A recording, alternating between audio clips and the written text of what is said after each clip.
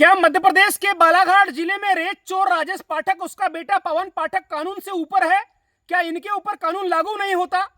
मध्य प्रदेश के बालाघाट जिले में जितने रेत चोरी में ट्रैक्टर पकड़ाए हैं उन सभी ट्रैक्टर मालिकों के ऊपर और ड्राइवरों के ऊपर मामला पंजीबद्ध करके बालाघाट की पुलिस ने उनको जेल में भेजा।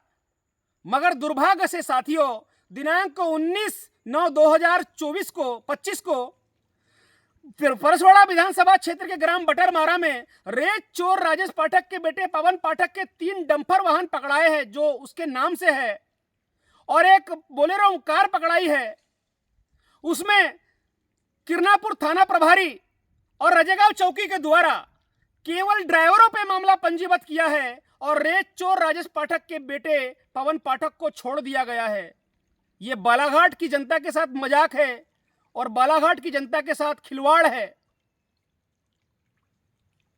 साथियों, मैं आपको बता देना चाहता हूं कि दिनांक 19/9/2025 को परसवाड़ा विधानसभा क्षेत्र के बटरवाड़ा ग्राम में नदी किनारे शासन के द्वारा रेत के अवैध भंडारण जो जब्त किए गए थे, उन जब्त किए गए भंडारण को रेत चोर राजेश पाठक का बेटा पवन पाठक चोरी कर रहा था और विगत 7-8 दिन से चोरी वो कर रहा था।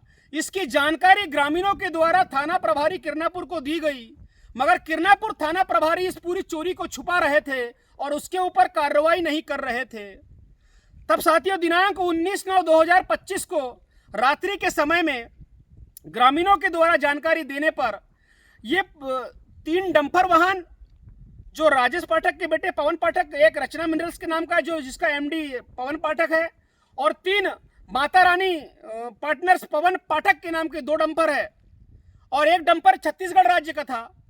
एक जेसीबी मशीन थी कोई दुर्गेश धुआरे के नाम की और एक बोलेरो कार थी वो रचना मिनरल्स यानी पवन पाठक के नाम की जिसका एमडी पवन पाठक है।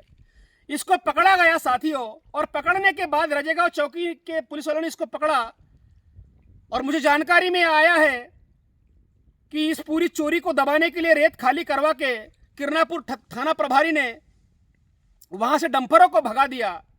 फिर इसकी जानकारी बालाघाट पुलिस अधीक्षक महोदय को लगी और उन्होंने इस मामले को संज्ञान में लिया और इस पूरी चोरी को पकड़ा। साथियों, मैं धन्यवाद देना चाहता हूं पुलिस अधीक्षक महोदय को कि उन्होंने इस चोरी को पकड़ा। मगर अफसोस की बात यह है साथियों कि बालाघाट जिले में अभी तक जितने रेत चोरी में ट्रैक्टर वाहन पकड़ाए हैं उनके मालिकों के और ड्राइवरों के ऊपर मामला पंजीबद्ध करके उनको जेल भेजा गया। इस मामले में रेत चोर राजेश पाठक के बेटे पवन पाठक को अपराधी बनाना चाहिए था, मगर अपराधी बना दिया गया किसी राजू लिल्हारे नाम के व्यक्ति को जो भरवेली का रहने वाला है, और ड्राइवर के नाम पर मामला बनाया गया है और 4 लोग अभी अज्ञात है, उसमें 4 ड्राइवर। तो मैं पूछना चाहता हूं बालाघाट के उच्च अधिकारियों से कि कानून केवल बालाघाट के लोगों के लिए है क्या? बालाघाट में जितने ट्रैक्टर ग्रामीणों के पकड़ाए हैं आपने उनके ऊपर मामला पंजीबद्ध करके मालिक ड्राइवर को जेल भेज दिया, मगर इस मामले में पवन पाठक को आपने अपराधी क्यों नहीं बनाया? क्या पवन पाठक कानून से ऊपर है? क्या बालाघाट का कानून पवन पाठक के ऊपर, बालाघाट में कानून पवन पाठक और राजेश पाठक पे लागू नहीं होता? क्या यह कानून से ऊपर है दोनों बाप बेटे? पिछले जो कार्रवाई हुई थी कमिश्नर की छापामार कार्रवाई मेरी शिकायत में 4 जनवरी 2024 और 5 जनवरी 2024 में, तब भी रेत चोर राजेश पाठक के बेटे पवन पाठक रचना मिनरल्स की 4 पॉकलैंड मशीन चोरी में पकड़ाई थी साथियों। उस समय भी ड्राइवरों के ऊपर मामला पंजीबद्ध किया गया था, मगर रेत चोर राजेश पाठक के बेटे पवन पाठक के ऊपर मामला पंजीबद्ध नहीं किया गया था। ये तो कानून का मजाक बनाया जा रहा है और बालाघाट के लोगों को परेशान किया जा रहा है। अगर कानून बालाघाट में चोरी करने वाले जो ट्रैक्टर है उनके ऊपर लागू होता है तो रेत चोर पवन पाठक के ऊपर भी लागू होना चाहिए ना। ये दोनों बाप बेटे उत्तर प्रदेश से आकर बालाघाट में बालाघाट की संपदा को लूट रहे हैं, यहां की चोरी कर रहे हैं, इनके ऊपर कोई मामला पंजीबद्ध नहीं होता। ये बालाघाट के लिए दुर्भाग्य की बात है। मैं निवेदन करना चाहता हूं बालाघाट के पुलिस अधीक्षक महोदय से कि इस रेत चोर राजेश पाठक के बेटे पवन पाठक के ऊपर मामला पंजीबद्ध करके इसको जेल में डाले और जिन लोगों के नाम से सुपुर्दनामा में जो वो भंडारण रखे गए थे बटरमारे के, उन लोगों को के ऊपर भी मामला पंजीबद्ध करें क्योंकि लगातार वहां से चोरी हो रही थी और जिनके नाम से ये सुपुर्दनामा में इनके जो भंडारण दिया गया है वो क्या कर रहे थे। यहां तो बड़ी अजब बात है, सरकार की संपदा की चोरी कर रहे हैं उसमें इनको जेल भेजते हैं, यहां तो सरकार के द्वारा जब्त किए गए रेत के भंडारण को ये चोरी कर रहा है। ये कितना बड़ा डकैत है ये पवन पाठक, और इतने बड़े डकैत के ऊपर मामला पंजीबद्ध नहीं किया जा रहा है। ये दुर्भाग्य की बात है साथियों।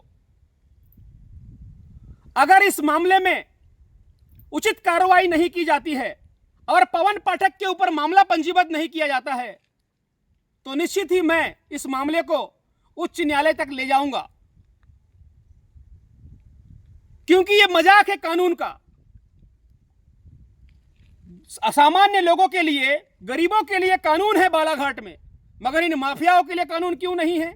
इनके ऊपर कार्रवाई क्यों नहीं हो रही है? क्या ये दोनों बाप बेटे कानून से बड़े हैं? क्या कानून, ये बालाघाट के कानून ये बनाते हैं? और मुझे उम्मीद है बालाघाट पुलिस अधीक्षक महोदय पर, और विश्वास है कि वो इस रेत चोर राजेश पाठक के बेटे पवन पाठक को इस मामले में अपराधी बनाएंगे और जितनी रेत चोरी गई है भंडारण से उससे वसूल करेंगे, उससे पेनाल्टी वसूल करेंगे और उस पर मामला पंजीबद्ध करके इनको जेल में डालेंगे। धन्यवाद।